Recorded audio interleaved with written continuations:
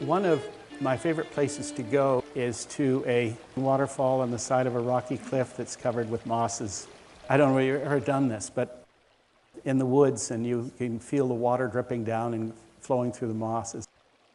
If you look at mosses under a dissecting microscope, they're amazing architectures for intercepting small amounts of water and transforming the water and themselves in the process.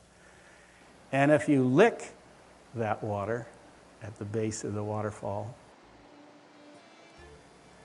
you get the experience of what water could be like. There's nature at work purifying water.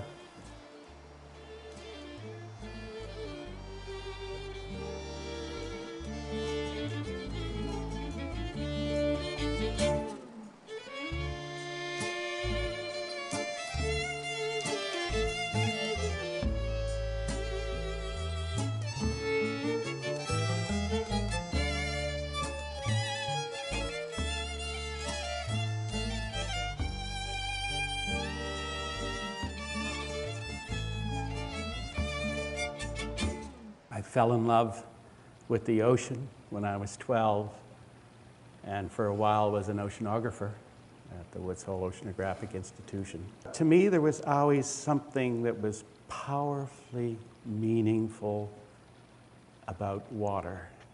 The sound of water, taste of water, the whole way it tends to illuminate our lives in so many different ways. I began to realize at quite an early age what we were doing to our water, we were doing to ourselves.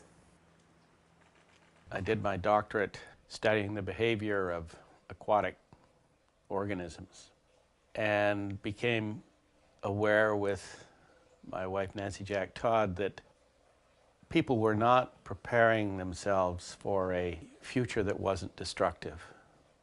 And so we just decided that we wanted to find a new way of supporting the human family. So it was a big picture project from the very beginning. We created an organization called the New Alchemy Institute to develop a science and a practice of earth stewardship. Then began to take that work out into the broader world. In the mid-1980s, began to work on the problems of polluted waters. It just became a huge part of our lives, working with all different kinds of water, from sewage, industrial waste, toxic sites, all sorts of places we went to see if we could apply this ecological knowledge. And basically we did. This is a landfill site. It's on Cape Cod.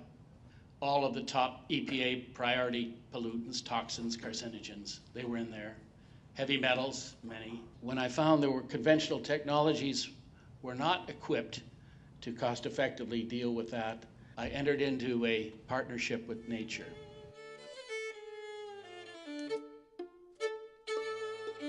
My father was a real admirer of Todd's work. He saw in Todd's work what he hoped to achieve in his own work, and which he, in essence, really hoped we all would achieve. My first impression actually was looking into these amazing tanks that he has.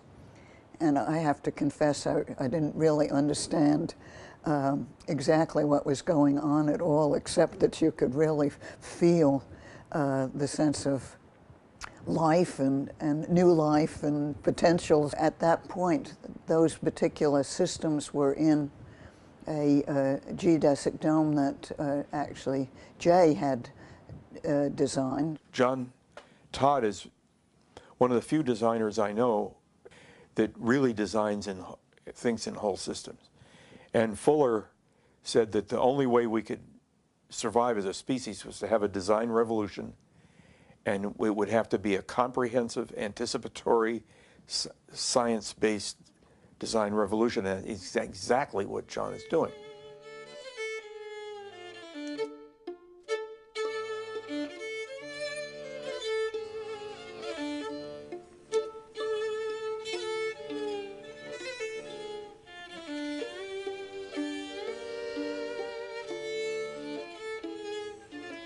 This is a unique wastewater treatment plant that was designed by John Todd. What keeps the system fed is actually the nutrients from the restrooms. There will be a visitor perhaps that will come and use the restroom prior to going on the boardwalk. We have a beautiful 2.25-mile boardwalk out in the pristine swamp of Corkscrew. Most people have never seen a wastewater treatment plant. They are loud, smelly, and unsightly. They are built far away from people on purpose.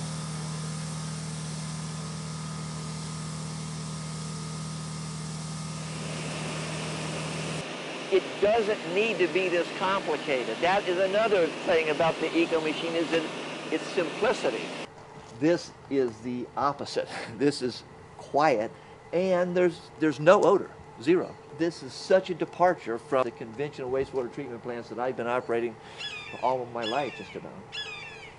When the restrooms are used, there's gravity flow into the underground septic tanks. From there, it is pumped over to our aerobic stage, which is right behind me here.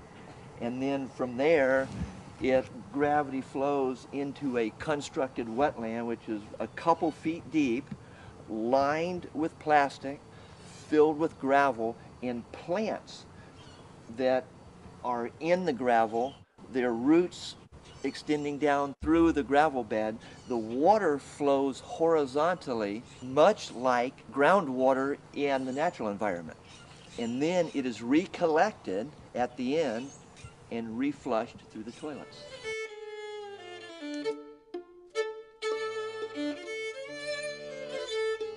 These 4 tanks here are the household's sewage treatment plant.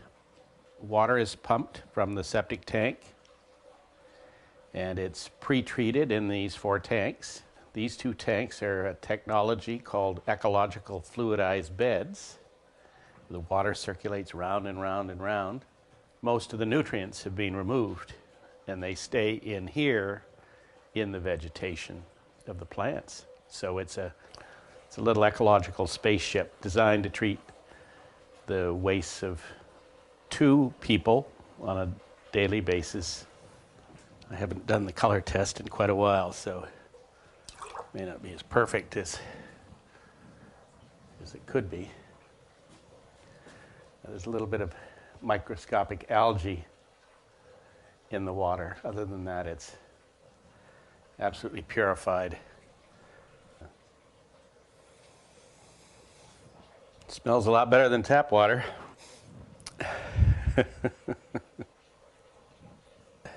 It's small.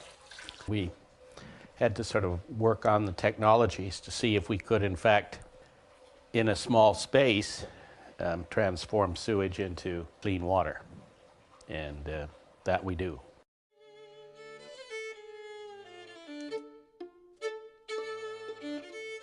Now we're in the city of Fuzhou in South China, which has 80 kilometers of canals, which are filled with human and all other different kinds of waste. They don't have sewage treatment for most of the city. It's raw sewage into the canals, and they are foul and they stink. And so we set out to see if an eco machine could change that. And here it is. It's a floating technology called a restorer. And what we were able to do was to make that water clean, and also to introduce a whole bunch of biodiversity into the downtown area that wasn't there.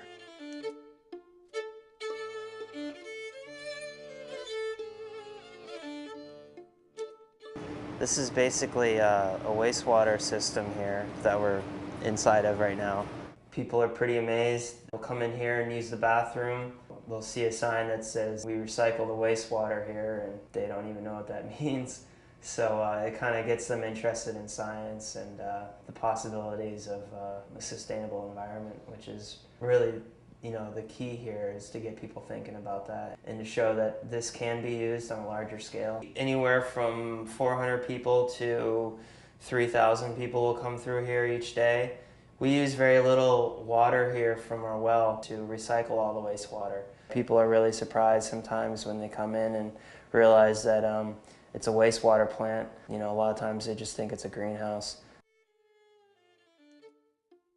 So not only is it a beautiful place, that's making pure water, it's also a place where new economies are beginning to be developed. We're no longer sewage guys. We're farmers using human nutrients to drive the bus.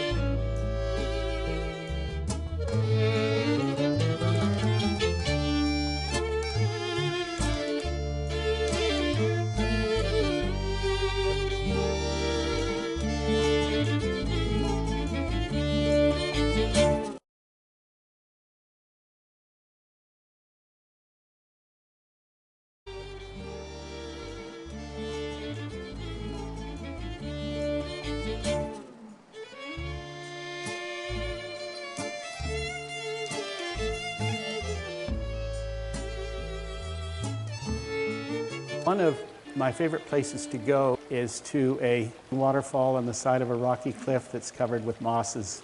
I don't know if you've ever done this, but in the woods, and you can feel the water dripping down and flowing through the mosses.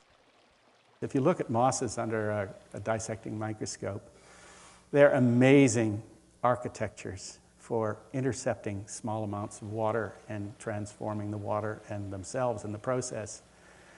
And if you lick that water at the base of the waterfall, you get the experience of what water could be like. There's nature at work purifying water.